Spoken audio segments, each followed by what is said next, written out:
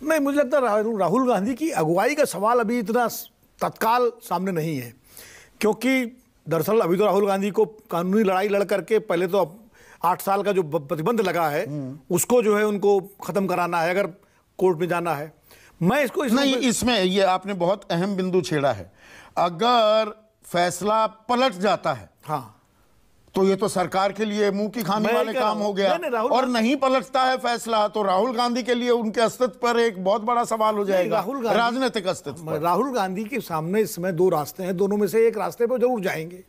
अगर ऊंची अदालत से फैसला पलट जाता है तो वो विजयी मुद्रा में आएंगे और सरकार के लिए एक एम्बैरेसमेंट होगा। बीजेपी चूंकि लगातार इस पे हमला कर रही है, ओबीसी कार्ड, तो सारे कार्ड अपने आप खत्म हो जाएंगे। और अगर वो फैसला नहीं पलटता है तो शहीदी मुद्रा में आएंगे, तो जो कि अभी इस वक्त शहीदी मुद्रा में है, तो तब ज्यादा आक्रामकता के साथ कांग्रेस नहीं, फिर इसमें बात ये हो जाएगी। देखिए, राजनीति अपनी जगह, फिर ये प्ली ली जाएगी जो बीजेपी अभी भी ले रही, भाई हमारा क्या लेना देना, कानून है, अदालत ने फैसला सुनाया।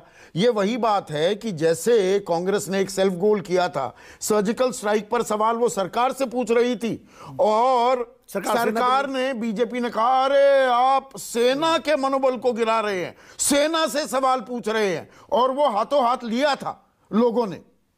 तो यहां पर जी अदालत ने कार्रवाई की है, हमारा क्या लेना देना।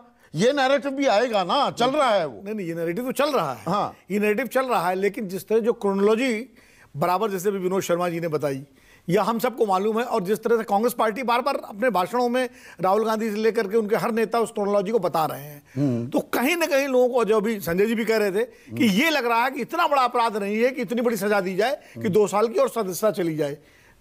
चूंकि जबकि पब्लिक डोमेन में इतने सारे बयान, इतने सारे भाषण। मैं एक बयान और सुना देता हूं, और ये मोदी सरनेम से ही जुड़ा हुआ है। खुशबू सुंदर वो कांग्रेस की नेता थी, बड़ी नेता थी, सोशल मीडिया पर बड़ी चहलकदमी किया करती थी, आजकल सम्मानित बीजेपी के सदस्य हैं। 15 फरवरी 2018 का ट्वीट है, यहां मोदी वहां मोदी, जहां देखो मोदी, लेकिन ये क्या, हर मोदी के आगे भ्रष्टाचार सरनेम लगा हुआ है, तो बात को समझो, मोदी मतलब भ्रष्टाचार, let's change the meaning of Modi to corruption suits better.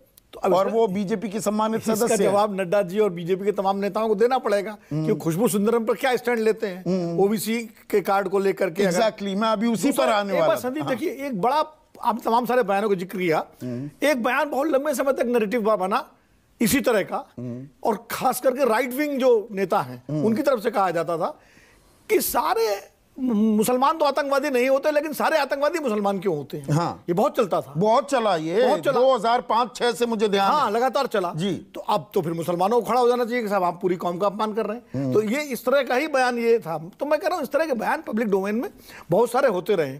तो राहुल गांधी इस मुद्दे से मुझे लगता है ये बीजेपी का फॉल्स स्टेप हो गया या ये सोची समझी रणनीति है। देखिए, बीजेपी कुछ भी कदम ऐसे ही नहीं उठाती। बीजेपी बहुत कैलकुलेटिव पार्टी है, उसकी लीडरशिप बहुत सारी चीजें बहुत तरीके से करती है।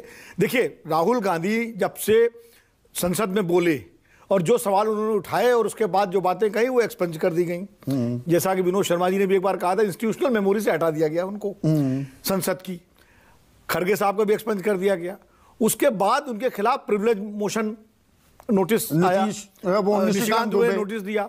और मतलब ये भी संयोग था क्या? हाँ। वो बर्खास्तगी के लिए कमेटी बनाने की मांग कर रहे थे और सदस्यता चली गई मानहानि मामले पर, अपमान के मामले पर नहीं। तो नहीं, इसमें अगर प्रिविलेज कमेटी के जरिए उनकी सदस्यता पर कोई मान लीजिए आंच आती तो एक तो वो 8 साल वाला प्रतिबंध नहीं लगता, लेकिन ओनस सरकार पर जाता सीधे सीधे जो कांग्रेस अभी भी कह रही वो। और लेकिन अब चूंकि अदालत से हुआ है तो बीजेपी के सामने एक बचाव का रास्ता ये साहब अदालत ने किया, हमने तो किया नहीं है। और सफाई देने का मौका नहीं मिला। राहुल गांधी को 4 मंत्री, राजनाथ सरी के मंत्री ओपन करते हैं उस डिबेट को, आरोप लगाते हैं, माफी की मांग करते हैं। बिल्कुल मांग करते हैं। और राहुल गांधी जब चिट्ठी लिख के समय मांगते हैं कि भाई राइट टू रिप्लाई उनका एज ए पार्लियामेंट अथॉरिटेरियन है तो उस पर कोई जवाब नहीं मिलता, जो कि बार बार कह रहे हैं। तो ये सारी चीजें पब्लिक डोमेन में बिल्कुल शीशे की तरह साफ हैं। अब ये लोग अपने हिसाब से इसके नेतार्थ निकालेंगे, लेकिन इस घटना ने, ये मैं इसको ट्रिगर पॉइंट इसलिए मानता हूं, मैं इसको एक टर्निंग पॉइंट मानता हूं इस घटना को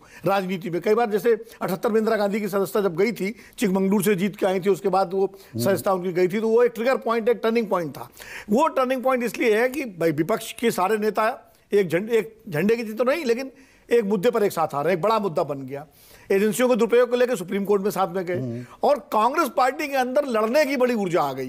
कल से लेकर आज तक जिस तरह राजघाट पर धरना दिया और लंबा उन्होंने एक एजुकेशनल प्रोग्राम लिया है, तो कम से कम कांग्रेसी कार्यकर्ताओं को भी काम मिल गया है। जैसे बीजेपी के कार्यकर्ता 24 घंटे काम में लगे रहते हैं, अब राहुल गांधी पर सीधे सीधे वो ऊर्जा, कई जगह राहुल गांधी में भी अति ऊर्जा तो नहीं आ गई, अब वो पत्रकारों को भी घर आने लगे, वो तो मैंने कल कहा, लगे। ये तेवर ठीक थे, वो मिजाज ठीक नहीं था। तेवर ठीक थे, मिजाज नहीं था, मिजाज ठीक नहीं था। वो उनको ऐसा नहीं करना चाहिए था, मैं बार बार कहता हूं। लेकिन कम से कम कांग्रेसी जो घरों में बैठे रहते थे और एसी कमरों में बैठ के और ट्विटर से ही अपना काम चला लेते थे, उनको अब सड़क पर उतरना पड़ेगा, और उतर रहे हैं। इससे पार्टी के अंदर एक जीवंतता आती है, जो पदयात्रा से ही शुरू हुई कम से कम। तो अब विपक्ष की राजनीति आने वाले दिनों में सारे दल, जैसे अखिलेश यादव का भी ट्वीट आया, अभी मैं आपके यहाँ देख रहा था, उन्होंने कहा कि साहब उनका घर जब मुख्यमंत्री पद से हटे तो गंगा जल से धोया गया। मैं अभी उसी पर आने वाला था। अब ओबीसी नेता ही जवाब दे रहे हैं। ओबीसी तो वाले ये लड़ाई अब सत्ता पक्ष और विपक्ष की तेज होगी, और उसमें